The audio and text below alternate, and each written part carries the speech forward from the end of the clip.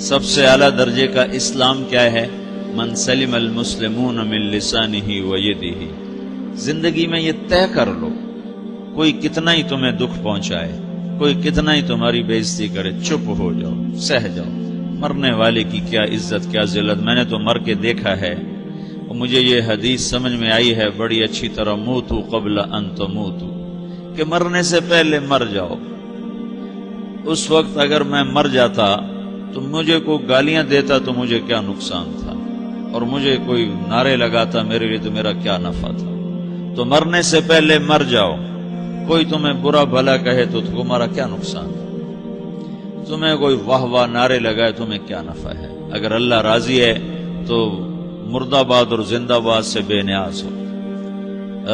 ابو ذر رضی اللہ تعالیٰ عنہ کو ایک آدمی نے گالیاں دی تو انہوں نے فرمایا بیٹا ایک گھاٹی آگے آ رہی ہے، اس میں گر گیا تو جو کچھ کہہ رہے ہو اس سے بھی زیادہ کا حقدار ہوں، اور اگر پار ہو گیا تو تیری گالیوں سے مجھے کوئی فرق نہیں پڑتا ہے۔ من سلم المسلمون من لسانہ و یدہ موتوا قبل ان تموتوا۔ چونکہ آج کل اخلاق ہیں انتقامی، معاف کرنے والے اخلاق ہیں نہیں، انتقامی اخلاق ہیں۔ ہمارا معاشرہ انتقامی ہے، اچھا کرو گے تو ہم اچھا کریں گے، برا کرو گے تو ہم برا کریں گے، جیسا کہو گے ویسا ہم سے سنو گے۔ یہ ہمارا ماحول ہے، یہ ہمارا۔ ایک ماں کہہ رہی تھی دوسری ماں کو، میرے پترا کدی کسی نے واسطے سلام نہیں کیتا، بڑے فخر سے کہہ رہی ہے، ہمارے اپنے گاؤں کی بات بات، میرے پترا کدی نہیں کسی نے واسطے سلام کیتا، مائی جڑا کرے انہوں کریں دیں، جڑا نہ کرے انہوں پوچھ دے ہی کوئی نہیں۔ یہ وہ فخر سے کہہ رہی ہے۔ جو سب سے بڑا عیب ہے وہ سب سے بڑا فخر بنا ہو۔ میرے پترا کدی نہیں کسی نے واسطے سلام کیتا۔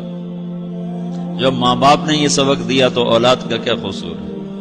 ہمارا معاشرہ انتقامی ہے، ایک کی 10 سنانے کا ماحول ہے، تو آپ 100 کی ایک بھی نہ سناؤ۔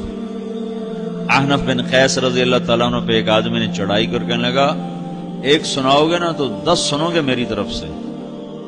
تو احنف بن قیس کہنے لگے بھائی تو مجھے 100 بھی سنائے گا نا تو میری طرف سے ایک بھی تو نہیں سنے گا۔ ایک آدمی ان کی بڑی بےزتی کر رہا تھا اور وہ چل رہے تھے اور وہ 100 گالیاں بک رہا ہے۔ جب آ گیا نا قریب شہر تو کہنے لگے دیکھا میرا قبیلہ یہاں رہتا ہے، اگر کسی نے سن لیا نا تو تیری بڑی دھلائی کر دے گا، تو نے جو مجھے گالیاں دینی میں کھڑا ہوں یہیں تو دے لے، تو اپنا سارا زور پورا کر لے تاکہ آگے تجھے کوئی تکلیف نہ پہنچا دے میری وجہ سے۔ تو وہ پاؤں پہ گر کے معافی مانگنے لگا کہ واقعی تو بڑے حلم والا ہے۔ وہ مشہور تھے اپنے حلم میں، بردباری، اور لوگ ان کا امتحان لینے آیا کرتے تھے کہ بھئی کوئی ہے جو احنف کو غصہ دلا دے، تو لوگ ناکام ہو جاتے تھے، ان کو غصہ نہیں آتا۔ ایسے ایک عرب سردار گزرا معن بن زائدہ، وہ بھی اپنے حلم میں بڑے مشہور تھے۔ ایک دفعہ لوگوں میں شرط لگ گئی کہ کوئی ہے معن بن زائدہ کو غصہ دلائے تو ہم اس کو انعام دیں گے۔ تو ایک شاعر نے کہا میں غصہ دلاتا ہوں، تم دیکھنا ایسے سیخ پا ہو جائے گا جیسے جانور۔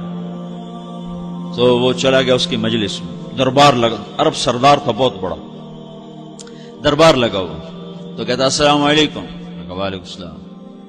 تو معن بن زائدہ پر ایک دور بڑے فقر کا گزرا تھا، پھر اللہ نے اس کو بہت بڑی سرداری دی، بنو عباس کا بہت بڑا یہ وزیر گورنر تھا۔ تو کہتا اتذکر اذ لحافک جلد شاۃ واذ نعلاک من جلد البعیر، کہوں بھائی تو یہ یاد ہے جب تیرا بستر بکری کی کھال تھا اور تیرے جوتے اونٹ کی کھال کے تھے؟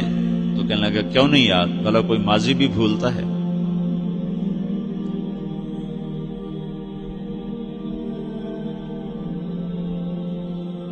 تو وہ کہنے لگا پہلا وار تو خطا گیا، فسبحان الذی اعطاک ملکا وعلمک الجلوس علی السریر۔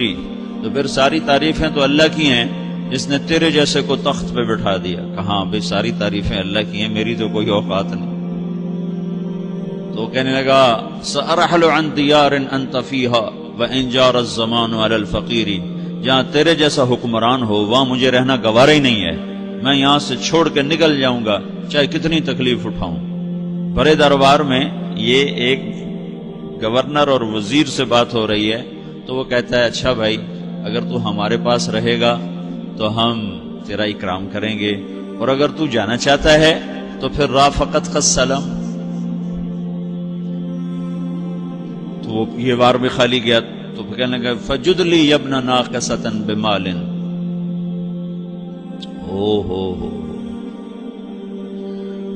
او گندی ماں کے بیٹے مجھے کچھ عطا بھی کر، میں بغیر پیسے کے سفر کیسے کروں گا؟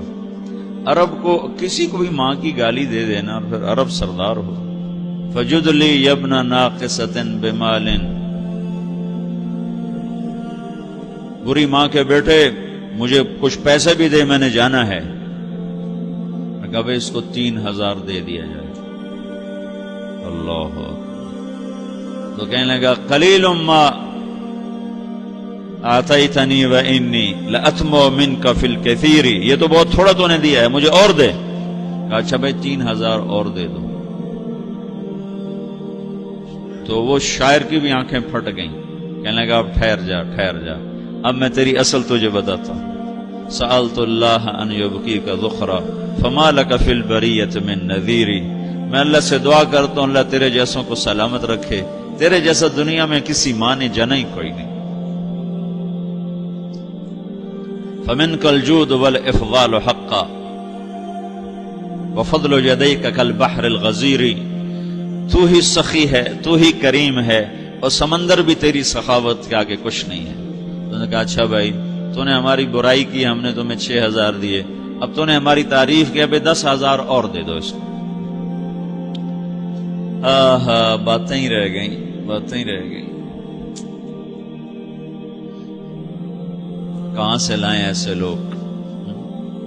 ہمارا معاشرہ انتقامی ہے، بدلہ لینے کا ہے، بدلہ لینے کا. تو میرے ساتھ کیا میں نے بھی کرنا ہے.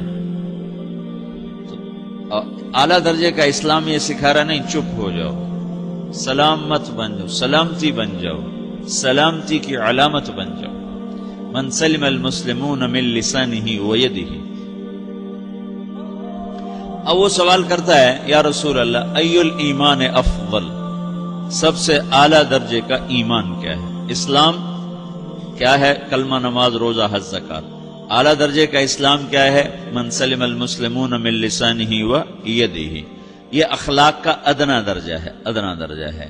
ادنا درجے پر پہنچ کر آپ اسلام میں اعلیٰ درجے پر آ سکتے ہیں. وہ سوال کرتا ہے ایمان کیا ہے؟ تو آپ نے کہا اللہ پر، فرشتوں پر، کتابوں پر، رسولوں پر، موت کے بعد کی زندگی پر، تقدیر پر. اب ایک اور سائل سوال کرتا ہے ای الایمان افضل، سب سے اعلیٰ درجے کا ایمان کیا ہے؟ تو آپ نے فرمایا حسن الاخلاق، اچھے اخلاق سب سے اعلیٰ درجے کا ایمان ہے. جو آدمی اسلام میں، جو آدمی اخلاق میں، جو مرد عورت اخلاق میں ادنا درجے پر ہوتا ہے وہ اسلام میں اعلیٰ درجے پر پہنچتا ہے. اب اگر وہ اخلاق میں اعلیٰ درجے پر آ جائے تو اب یہ کہاں پہنچے گا؟ اب یہ کہاں پہنچے گا؟ میرا نبی کہہ رہا ہے سب سے اعلیٰ درجے کا ایمان ہے حسن اخلاق، حسن اخلاق. ابو ہریرہ نے پوچھا یا رسول اللہ وما حسن الاخلاق، یہ بھی ایک اور حدیث ہے. یا رسول اللہ حسن اخلاق کیا چیز ہے؟ تو آپ نے 3 چیزیں فرمائی، تصل من قطعک وتعطی من حرمک وتعفو عمن ظلمک. جو تم سے توڑے نہ تم اس سے جوڑو. نہیں کرتا سلام نہ کریں، کوئی ہم چھوٹے باپ کے ہیں؟ ہم تو کبھی بھی نہ کریں، ہم تو کبھی بھی نہ منہ تھوکیں بھی نہیں ہم تو میرا نبی کہہ رہا ہے جو توڑے تم اس سے جوڑو، جو محروم کرے اسے عطا کرو، جو زیادتی کرے اس سے درگزر کرو. یہ 3 کام جو عورت مرد کر لے گا یہ اخلاق کے اعلیٰ درجے میں ہے. جب یہ اخلاق کے اعلیٰ درجے پر پہنچتا ہے تو پھر میرا نبی کیا بشارت دیتا ہے؟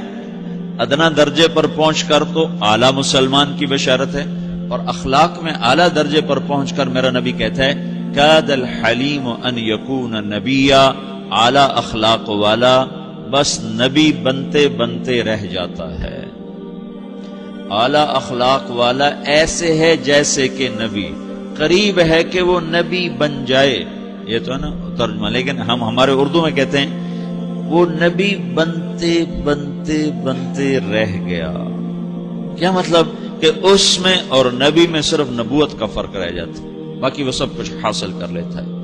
تو یہ سارے دین کا میں نے آپ کو خلاصہ بتایا ہے کہ میری آپ کی ضرورت ہے کہ میرا اسلام اعلیٰ درجے کا ہو، من سلم المسلمون من لسانہ و یدہ، میرا ایمان اعلیٰ درجے کا ہو،